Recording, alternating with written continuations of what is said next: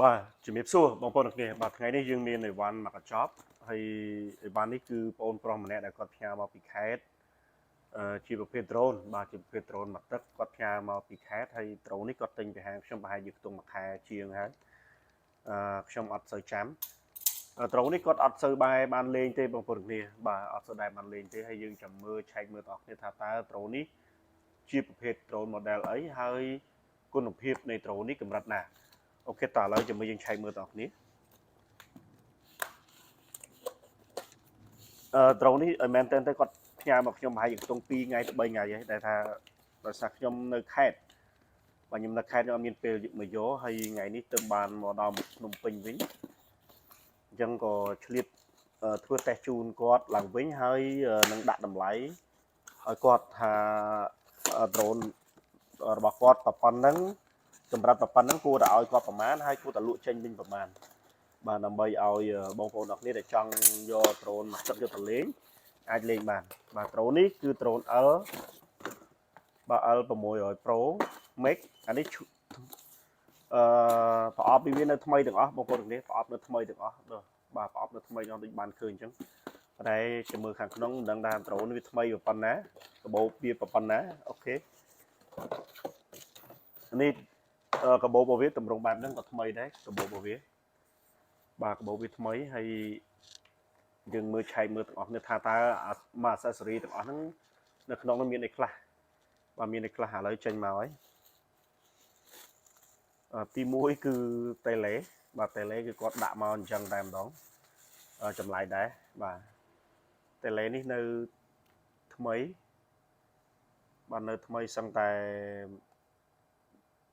អាចថា85ឬ90%ហើយថ្មីនេះ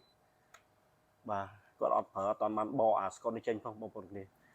បាទអត់បានបកស្កុតនេះចេញផងបាទមានសភៅណែនាំអានេះ drone L6 Pro Max បងប្អូនគ្នា L6 Pro Max ថ្មរបស់វាបាទថ្មនេះលេងប្រហែលជាខ្ទង់5 6 7ដងដែរបើតាមមើលទម្រង់ថ្មរៀងសឹកបន្តិចដែរបាទតែអត់មានប៉ោងទេណាបងប្អូនគ្នាអត់ថ្មអត់ប៉ោងទេបាទថ្មវាអត់ប៉ោងទេថ្មទី1អានេះ sensor របស់វាអានេះខ្សែសាក drone ខ្សែសាកថ្មវាស្លាបរបស់វា8ស្លាបនៅទាំងអស់វាថាគាត់អត់ទាន់បានប្រើប្រាស់នៃស្លាបណាមួយក្នុងចំណោមស្លាបទាំងអស់ទេអញ្ចឹងមានថា accessory របស់វានេះគឺប្រហែលជាអាចថ្មីសឹងតែទាំងអស់ហើយប៉ុន្តែយើងអត់ដឹងថាតើនៅខាងក្នុងរបស់វានៃ drone នេះវាបានកម្រិតណាបាទអូខេអញ្ចឹងខ្ញុំបកដៃ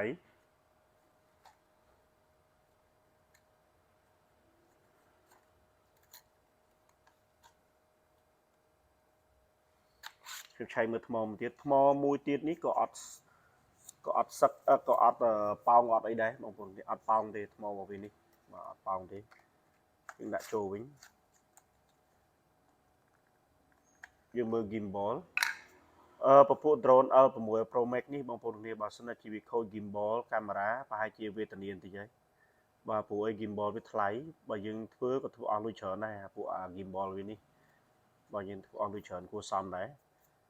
gimbal ថ្លៃបើយើងទិញមកសំណុំនៃកាមេរ៉ា drone នេះគឺថ្លៃមែនតើអាច50 60 70រៀលបើសិនថា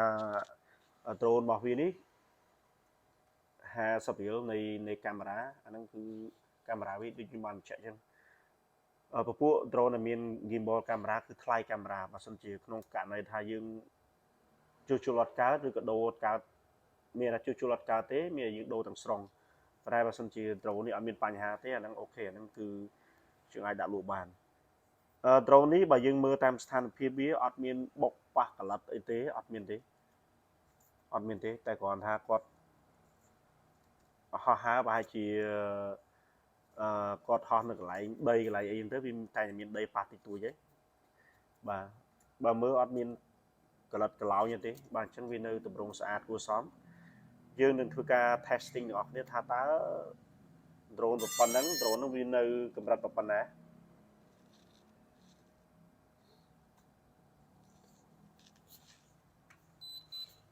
បាទ drone នេះគាត់ទៅបើកចេញមកភ្លាមគឺវាស្គាល់ tele និង drone ភ្លាមបាទខ្ញុំ reset វាបន្តិច reset វាដើម្បីឲ្យកាមេរ៉ាវាដើរអញ្ចឹងដល់ពេលយើង reset គឺ gimbal របស់វាដើរធម្មតាចាំខ្ញុំសាកបញ្ជា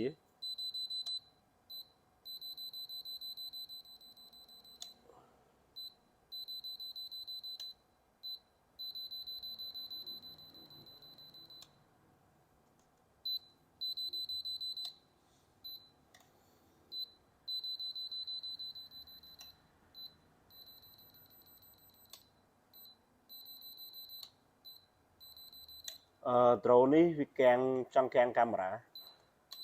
បាទចង់កាំងកាមេរ៉ាមានថាកាមេរ៉ាវាអត់សូវ smooth ដូចជាថ្មីណាបងប្អូននេះបាទតែអាចថតបានបាទអាចថតបានអាចសេរីបានឯបាន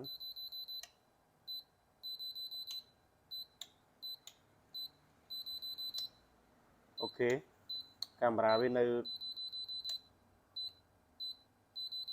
ដើរបានម្ដងដើរម្ដងកាំងម្ដងដើរម្ដងកាំងអញ្ចឹងមានថាកាមេរ៉ាវាដើរអត់ស្រួលបាទដើរអត់ស្រួលកាមេរ៉ាវាចឹងសម្រាប់ drone នេះជាមួយខ្ញុំព្យាយាមនឹងការហោះ testing ហោះបន្តិចបាទខ្ញុំធ្វើការ migrate បន្តិចសិន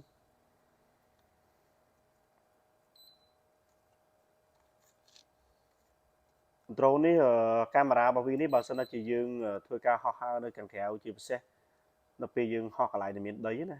តែកាលណាដីចូលនៅក្នុងកាមេរ៉ានេះវាធ្វើឲ្យកាមេរ៉ាហ្នឹងវាកាំងហ្មងបាទវាធ្វើឲ្យមីយ៉ុងនៅខាងក្នុងវាហ្នឹងវាជាប់ដីជាប់អីវាធ្វើឲ្យមីយ៉ុងរបស់វាកាំងបើពេលខ្លះយើងព្យាយាមក្នុងការបជាវាខ្លាំងវាធ្វើឲ្យ change motor កាមេរ៉ាវាតែម្ដងជាក់ស្ដែងនៅពេលយើងស្ដាប់ចឹងយើងឮក្រឹតមានថាកាមេរ៉ារបស់វានេះ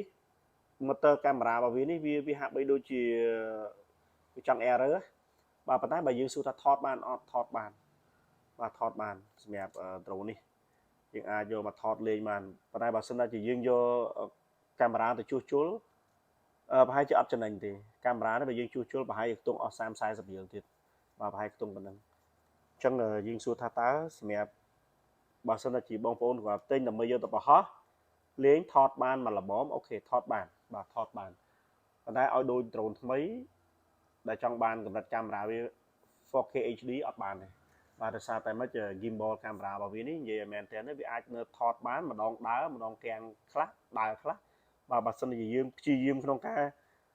បជាវាខ្លាំងពេកបាទបជាវាខ្លាំងពេកវាអត់ដើរទេបាទអញ្ចឹងជាមួយខ្ញុំធ្វើការ testing ហោះទីសិនចុយមកឡើយ